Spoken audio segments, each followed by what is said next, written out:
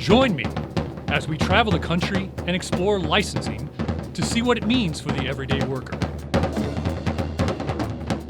I'm Dick Carpenter, and this is License to Work.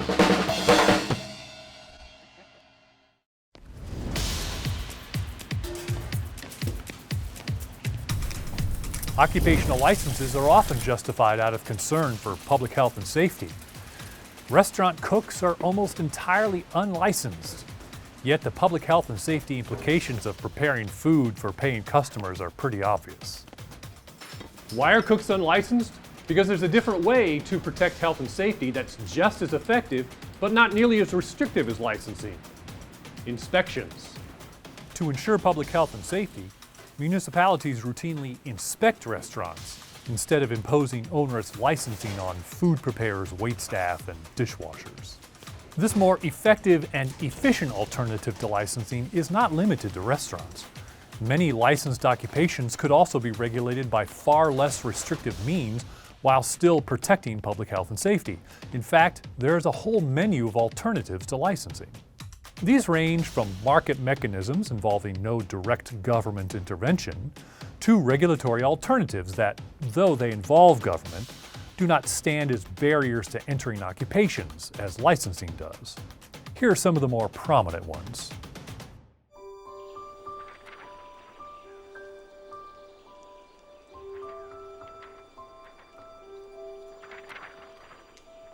The first and least restrictive is market regulation. Until recently, the city of Savannah, Georgia required that one have a government-issued tour guide license to tell tourists the famous Mercer House was never actually owned by songwriter Johnny Mercer, or to show them where a wise person once observed life is like a box of chocolates. The license required aspiring guides to pass a test, pay a fee, pass a physical examination, and pee in a cup as part of a criminal background check. But most tourists didn't know and likely didn't even care whether their tour guide was licensed. Tour guides like Savannah Dan, who's leading a tour. Hi, Dan. Hey, welcome to Savannah. Thank you. So what's the most important quality in a tour guide? Whether he's entertaining or interesting. Precisely. A tour guide's license isn't going to tell you whether a tour guide's entertaining or not, but hundreds, if not thousands, of reviews of satisfied customers will. Right. Consumer reviews offer a wealth of information about providers' reputations in a wide range of occupations. Consumers use this information to weed out businesses that fail to provide safe or quality service.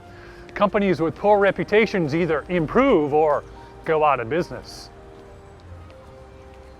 But some services are harder for consumers to judge. Take auto maintenance. Here, a consumer or employer might want some assurance that mechanics know what they're doing.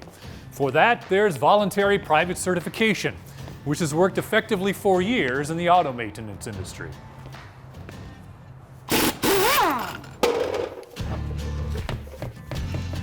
This alternative signals to consumers and employers that a mechanic has a certain amount of education and experience. It does so without creating barriers to entry or stymieing consumer choice, because it allows for freedom of occupational practice. Anyone is free to work without a certificate, and consumers can choose whether certification matters to them.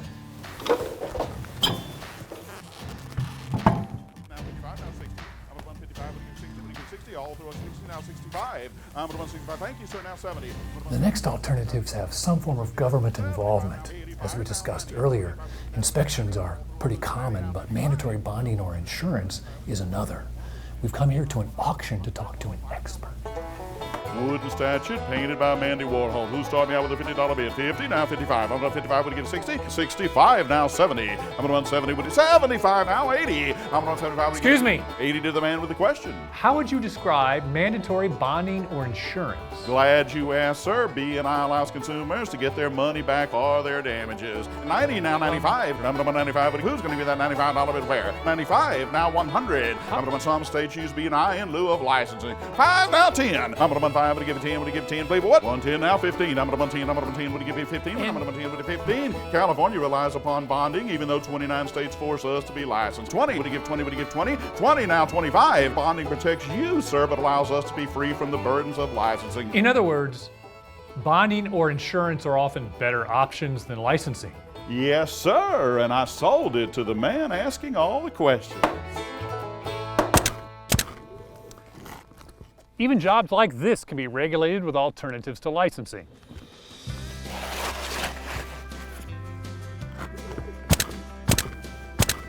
Sometimes consumers fear that they'll be harmed by fly-by-night providers, that is, people who promise to start a service and maybe even start a service, but then skip town with the dough.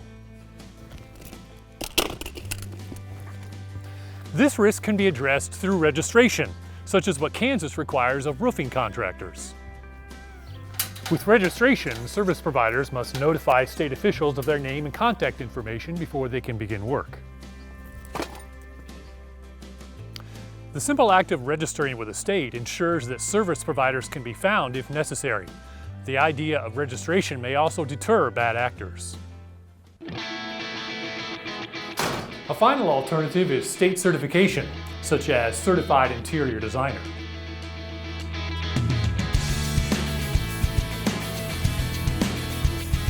Take two. This is like private certification, except under state certification, the certifying body is a government rather than a private organization. Shiplap on the left walls. Gotcha. Under state certification, like private certification, anyone is free to practice in an occupation.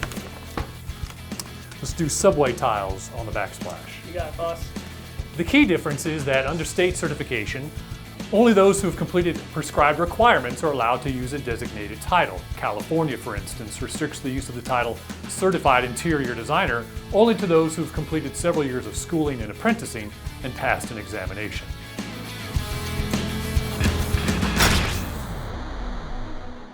Licensing is the most restrictive form of occupational regulation.